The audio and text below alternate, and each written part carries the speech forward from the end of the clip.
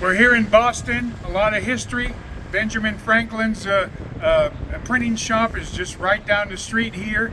Where I'm standing at is where D.L. Moody, which of course he was an outdoor evangelist. He preached the gospel. This used to be a shoe store where he got saved. Somebody told him about the gospel in the shoe store, and the guy turned around and became an icon for Christianity on evangelizing. This city has so much amazing history.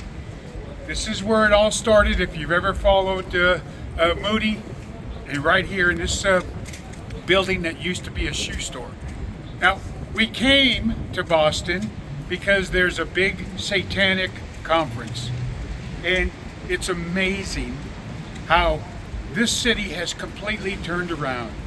We just left a homosexual church that we rebuked here, and there's even one of the oldest churches here in Boston that was built in 1700s that is pro-homo.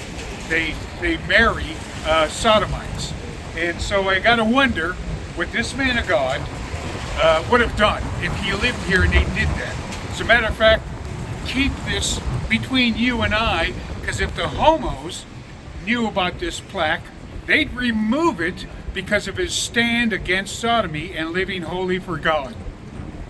But because something was once righteous and of God and holy, oftentimes it doesn't work that way all the time. That church that we were standing before looked absolutely great. I'm sure the ministers once upon a time would actually preach an extremely good message. But today, the sodomite pastor came out and tried to refute and ended up putting his tail between his legs and running away. We want to continue to preach the God of the Bible. And markers like this might be gone one day. I use the word marker because the Israelites used to put these things called markers as a reminder, as history. This is the place where you bow down and you worship the guy. It's a marker of what used to be. And I'll tell you, if this man were alive and walked down the streets here in Boston, he'd be astonished as to what happens.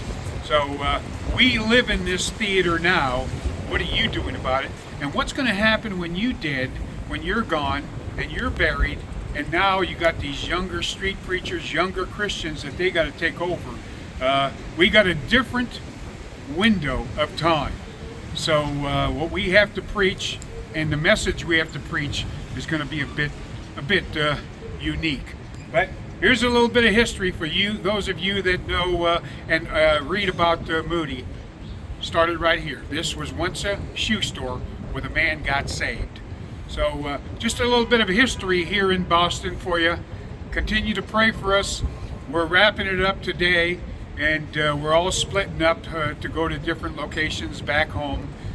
Keep us in prayer. God bless you. Just a little history quiz.